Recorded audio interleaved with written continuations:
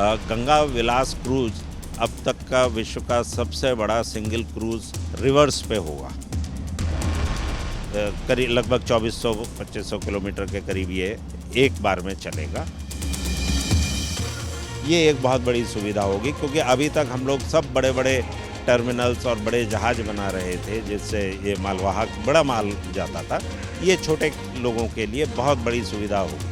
हमारे साथ रविकांत जी हैं जो मुख्य अभियंता हैं। सर, आज जो ये उद्घाटन हुआ है जेटी का, इससे क्या कुछ फ़ायदा और मिलने वाला है? इसके अलावा जो गंगा विलास जो यहाँ से जाएगी, एक तरीके से असम तक जाएगी, शिव और शक्ति की रूट को जोड़ेगी, वो क्या है, जैसा बताइए। जो यहाँ से बनारस से, जैसा आप यहाँ देख रहे हैं, यहाँ पे तो रिवर क्रूज़ टूरिज्म अब शुरू हो चुका है। इस तरह की ये जो प्लेटफॉर्म है, ये पूरे गंगा में हम लगा रहे हैं, ब्रह्मपुत्रा में लगा रहे हैं, जिससे कि जो नदी के किनारे रहने वाले किसान, मछुआरे और छोटे व्यापारी हैं, उनके छोटे जहाज, जिसको हम नाव भी कह सकते हैं, कंट्री बोट, उस तरह की आके यहाँ पे सुविधाजनक रूप से लग सकें, उससे वो सामान आसानी से उतार सकें और अपने गंतव्य तक ले जा सकें। ये एक बहुत बड़ी सुविधा होगी क्योंकि अभी तक हम लोग सब बड़े बड़े टर्मिनल्स और बड़े जहाज बना रहे थे जिससे ये मालवाहक बड़ा माल जाता था। ये छोटे लोगों के लिए बहुत बड़ी सुविधा होगी। लगभग कितनी जेटीस है ये बनेगी? ये उत्तर प्रदेश में 60 हैं, जिसमें से 15 पूरे जलमार्ग एक में 60 हैं और उत्तर प्रदेश में 15 हैं। अब बात की जाए गंगा विलास की, जो वाराणसी से असम तक जाएगा, बोगीबील तक, वो कितना बड़ा ये क्रूज़ होगा और इसमें क्या क्या सुविधाएं होंगी, कहाँ कहाँ से गुजरेगा? गंगा विलास क्रूज अब तक का विश्व का सबसे बड़ा सिंगल क्रूज़ रिवर्स पे होगा। अभी तक जितने बड़े क्रूज़ हैं वो सब समुद्र में चलते रहे हैं, बट रिवर के लिए ये सबसे लंबा क्रूज़ है विश्व का। करीब लगभग 2400-2500 किलोमीटर के करीब ये एक बार में चलेगा। 40 दिन की इसकी जर्नी हमने रखी है और ये बनारस से चलेगा। बनारस से गंगा नदी में, उसके बाद हुगली में, फिर सुंदरबंस में, बांग्लादेश की नदियों के अंदर जहाँ पे हमारा प्रोटोकॉल रूट है, होते हुए फिर ये बांग्लादेश जाएगा। और इसमें सब कस्टम वगैरह जो है सब इसी पीरियड में शुमार हैं। क्या क्या सुविधाएं होंगी, कितने लोग यात्रा कर सकते हैं एक बार? लगभग 80 लोगों के करीब की इसमें एकोमोडेशन है और इसमें सारी लग्जरी सुविधाएं हैं क्योंकि 40 दिन तक आदमी इस तरह नहीं रह सकता।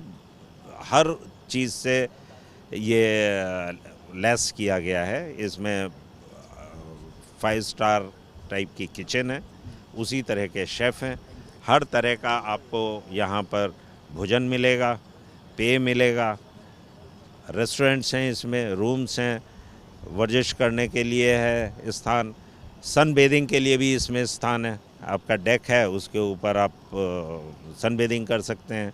जिस तरह होता है मालिश करा के आदमी आराम से वहाँ पे लेट के, स्पा वगैरह हर चीज़ है इसके अंदर, विद डॉक्टर, लॉन्ड्री, हर चीज़ है इसमें। सर, ऊर्जा के नए संचार स्रोत के लिए ई बोट आ रहे हैं, हाइड्रोजन से भी जहाज चलाने की योजना है, ये किस तरह से आगे क्रियान्वयन होगा इसका? इसका ऑलरेडी आज हम लोगों ने MOU किया है कोचीन शिपयार्ड लिमिटेड के साथ, जो कि एक भारत सरकार का ही उपक्रम है और इसके माध्यम से हम लोग पहले तो एनर्जी एफिशिएंसी में पहल करते हुए ई बोट्स बना रहे हैं, जो कि कुछ ऑलरेडी NW3 जो कि कोचीन में है वहाँ चल रही हैं। यहाँ पे अभी हम लोगों ने ऑर्डर कर रही हैं, वो आएगी तो बनारस, अयोध्या और मथुरा में लगाने की बात है उसकी।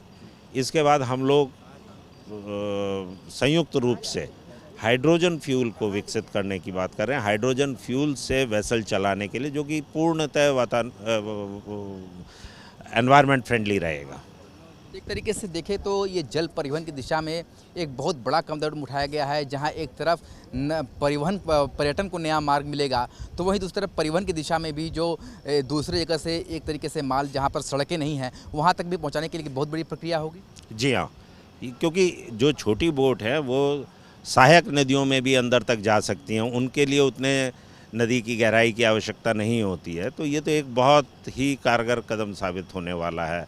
माननीय प्रधानमंत्री जी ने जो दिशा दी है वो एक बहुत बड़ा हिंदुस्तान के लिए वरदान साबित होगा। ई बोट कब तक शुरू होंगे बनारस में? ई जहाज की क्रूज बन रहे हैं, जल्दी उसको लाने का और जनवरी से शुरू होगा जो आसाम तक जाने की यात्रा? जी हाँ, जनवरी में उसका पहला जो यात्रा है वो होगी, बनारस से शुरू होगी। क्या कुछ डेट तय हो पाया? हाँ, वो डेट तय है, उसका विमोचन किया गया है। कब कब है वो? 3 जनवरी से।